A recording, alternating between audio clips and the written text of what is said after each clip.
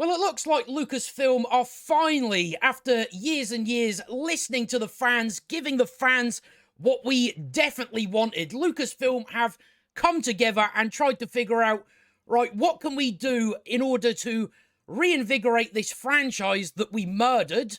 How do we do it? How do we get that excitement flowing through the fan base? How do we get Star Wars back to a movie franchise instead of what we reduced it to, that of course being a TV franchise? So, I'm speaking for all of us. I can say we are definitely hyped for this. This is definitely what we were asking for, and we have Daisy Ridley to reprise role as Rey in new Star Wars film. Right, you clearly haven't listened then, have you? After years of not releasing a Star Wars movie out of fear of it bombing, and they go, right, we're going to put out our first Star Wars film that, how long has it been now? 4 or 5 years? Round about that time.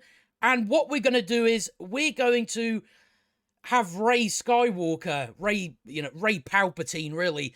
We're going to have her front and center leading this movie. That's how we get people to come back. Right, so I don't know who's come up with this idea. Some moron has clearly went, how do we get people excited, get Daisy Ridley back? And I don't know why Daisy Ridley would even bother coming back.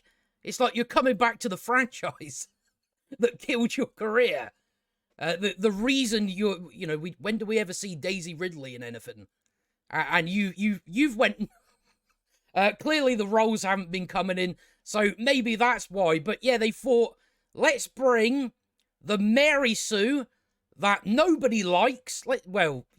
Some people like her for reasons I'll never understand. But that's what they think is going to bring Star Wars back to its original heights. We get Rey, the character that nobody likes. Right, okay, that's what they want to do. So let's see what this is all about, shall we? Let's see who came up with this grand plan. The Star Wars movie future just came into sharper focus. Daisy Ridley's Rey will be the center. So not just, she's going to show up. No, she's actually the center of the first Star Wars feature film since 2019's The Rise of Skywalker. Lucasfilm president Kathleen Kennedy announced at Star Wars Celebration in London on Friday, I bet she thinks it's a great idea, because she is fucking retarded. Sharmeen Obaid-Chinoy's directed Miss Marvel, right, that's not very good, is it? Will direct from a script by Stephen Knight, who replaced Damon Lindelof. This is definitely a film that is definitely going to happen. It's not going to change writers multiple times. It's not going to get scrapped like so many projects have been. This is definitely happening. We'll see. We'll see if they actually stick to it. But I imagine, right, Stephen Knight's writing the script. How long do we think he's going to last before Kathy goes, nah, no, I don't want to do that. Can you go? Can you leave? The film follows the events of Rise of Skywalker. It's just, right, you're following the events of the most hated part of Star Wars. And we'll focus on Rey as she builds a new Jedi Order. So she's going to double up on her Mary Sue then, isn't she? She's now going to be the queen of the Jedi. The Mary Sue of the Jedi. She runs everything. She builds it in her own image. The project marks several major milestones for the franchise. Obaid-Chinoy is the first woman and first person of color. Right, that doesn't mean fuck all, does it? Does that achieve quality? No, it doesn't. So don't know why you're leading with that, but that's what Star Wars cares about, doesn't they? To direct a Star Wars movie, it means absolutely nothing. Don't even know why it's in this article. But then again, it's Variety, they're very shallow. The Pakistani filmmaker won 2 Academy Awards for documentary short so that means that's the right person for Star Wars, because they won 2 Academy Awards for a documentary short. not a movie, not a $1 million movie. A waste of $1 million movie. In 2011 for Saving Face, and in 2015 for A Girl in the River, The Price of Forgiveness. And she most recently directed 2 episodes of Ms. Marvel for Disney+. Remind me again, how many people showed up for that show? Nobody. Nobody. So that's who they've got, but it's fine, guys. She is the first woman and the first person of colour and the first whatever. So that's leading to a quality movie, rather than just go, oh, that person knows how to direct this type of movie. Well, how about we get that person? Not just, oh, she directed a documentary. Getting to this point has been bumpier than successfully navigating an asteroid field for Lucasfilm. Again, this is going to be a flop. This is not going to make money. I mean, we're even looking at The Mandalorian at the moment. We see where Star Wars is with that. People are tuning out of it. Doing worse in the ratings than the Book of Boba Fett. And you think, all right, people will come back if we get Rey. Again, a despised character by the vast majority of people. Knight stepped in to write the film after the original screenwriters, Damon Lindelof, who wrote HBO's Watchmen, that would have turned out great, wouldn't it, anyway? And Justin Britt Gibson left the project in February, the latest example of high-profile creatives departing a Star Wars feature project months or even years after their involvement was first reported. I mean, the amount of Star Wars films, you know, you've got Rogue Squadron, you've got Kevin Feige's movie, they're all scrapped. The majority of films that they announce get scrapped. Rian Johnson's trilogy that he definitely was going to get, that's scrapped. Again, I wouldn't be surprised if a year down the road they go, yeah, we're not doing that anymore. In December 2020, Kennedy announced that Wonder Woman director Patty Jenkins would helm the first post Rise of Skywalker feature titled Star Wars Rogue Squadron. It was scheduled to open in December 2023, but after years of zero progress on the project, Disney pulled the film from its schedule in September. In March, Variety reported that it was no longer in active development at Lucasfilm.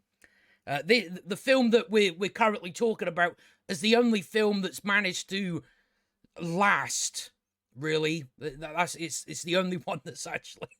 But, you know, most of this information, I believe that was already the rumours about this film.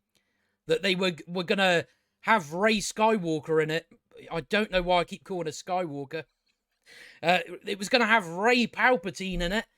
But it was, you know, the rumour was it was just going to be a cameo. And now they've went, make her the star of the movie, because that worked out great for the other ones. That got people to come back. That didn't at all kill the franchise. A similar fate befell an untitled Star Wars movie to be produced by Kevin Feige, chief of Lucasfilm's corporate sibling, Marvel Studios. Again, that dead in the water already. News broke of Feige's involvement in September 2019, and the project appeared to be active as recently as May 2022.